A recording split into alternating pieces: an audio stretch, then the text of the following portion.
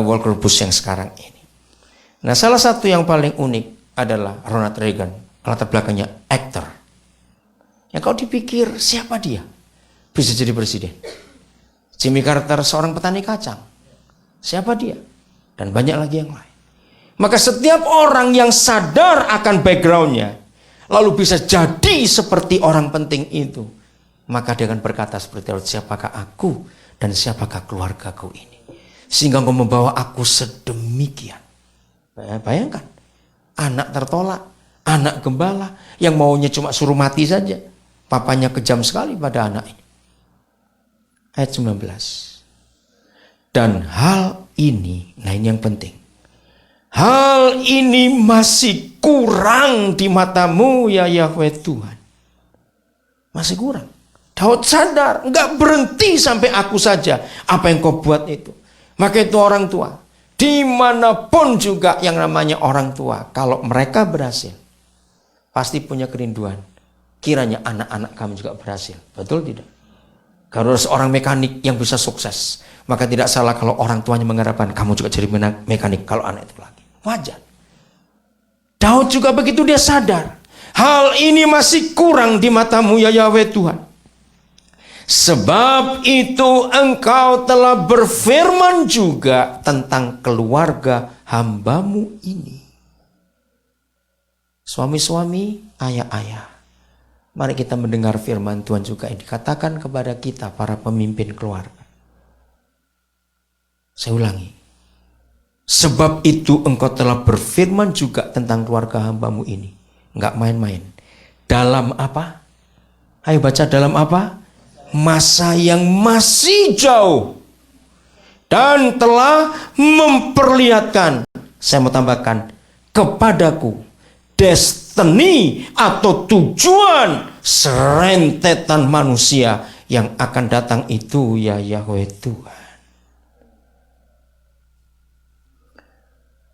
Daud diberitahu Tuhan,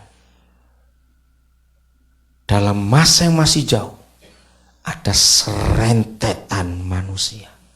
Itulah anak cucu cicitnya terus, saudara. Dengarkan.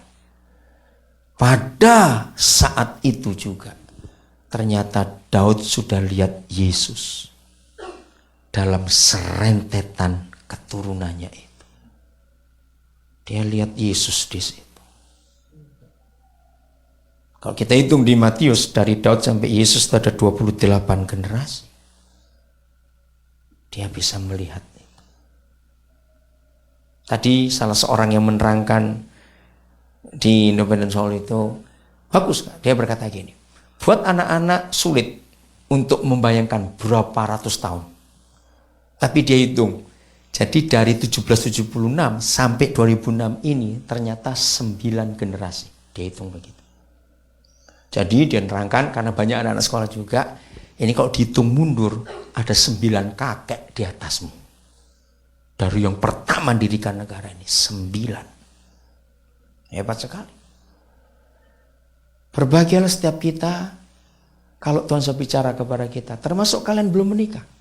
Saya banyak baca buku bagaimana orang-orang yang takut Tuhan belum menikah pun Tuhan berbicara, nanti anakmu berapa dan mereka akan jadi apa. Berbahagialah kalian anak-anak muda yang sudah diberitahu Tuhan karena engkau dekat dengan dia. Anakmu sekian dan jadi apa nomor 1, nomor 2 jadi apa, nomor 3 jadi apa. Hebat sekali.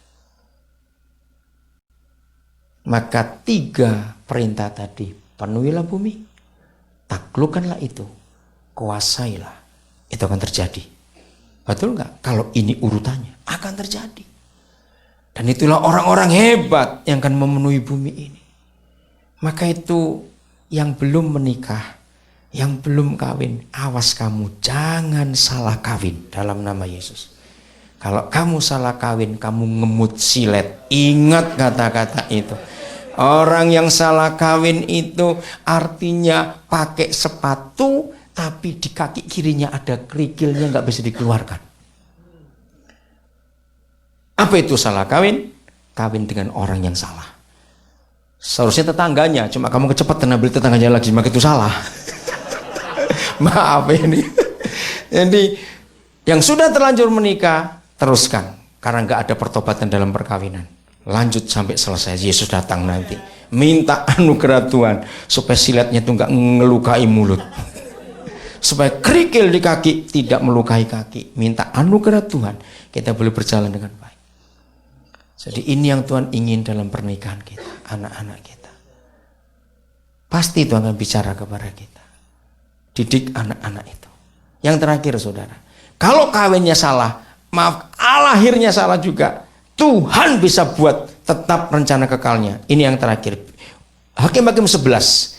Yefta ini anak pelacur, tapi hidupnya diubah Tuhan. Jadi ini yang saya tanya, Tuhan, anak-anak yang Tuhan serahkan kepada kami itu paling banyak justru dari keluarga yang ngambur-adul nggak karu-karuan. Begitu banyak anak-anak yang Tuhan serahkan kepada kami yang sampai hari ini kami nggak tahu siapa ayahnya. Bahkan ada beberapa di antara mereka orang tuanya pun, ibu bapaknya pun tidak tahu. Ada berapa di antara kami sampai hari ini? 11. Hakim-Hakim 11. Tapi Tuhan bisa buat baik. Jadi ini ayat yang menolong ketika kami menemukan banyak anak-anak yang rusak itu. Adapun Yefta orang Gilead itu adalah seorang pahlawan yang gagah perkasa. Tetapi ini dia, ia anak seorang perempuan sundal. Ayah Yefta ialah Gilead, juga istri Gilead melahirkan anak-anak lelaki baginya. Setelah besar anak-anak istrinya ini, maka mereka mengusir Yefta, katanya kepadanya, engkau tidak mendapat milik pusaka dalam keluarga kami, sebab engkau anak dari perempuan lain. Maka larilah Yefta dari saudara-saudaranya itu dan diam di tanah Top. Di sana berkumpullah kepadanya petualang-petualang atau kelompok geng yang pergi merampok bersama-sama dengan dia. Hancur bukan hidupnya, anak pelacur. Tapi Tuhan punya destiny untuk anak ini. Asal dia ketemu dengan keluarga yang mengasihi Tuhan. Jadi di antara anak-anak kami ada yang nggak tahu orang tuanya, ada yang tahu orang tuanya tapi nggak mau menganggap. Kalau kami diberi anak, kami akan cari asal usulnya. Kalau begitu ketemu, kami beritahu anak itu ada dengan kami. Tapi hebatnya sampai hari ini belum ada seorang orang tua pun yang ada yang kami pernah temui. Bahkan ada satu anak yang kami besarkan sekarang ini, orang tua kandungnya ibunya saja itu satu kota dengan kami di Nabire. Dan kami suami istri pernah menemui ibunya ini, memberitahu bahwa anak ibu dengan kami, dan dia ngakui memang itu anaknya. Sekian tahun gak pernah cari kami. Dan ketika anak ini selesai sekolah, dia tanya gini, Papa, apa saya harus balik ke Nabire? Saya tanya kenapa?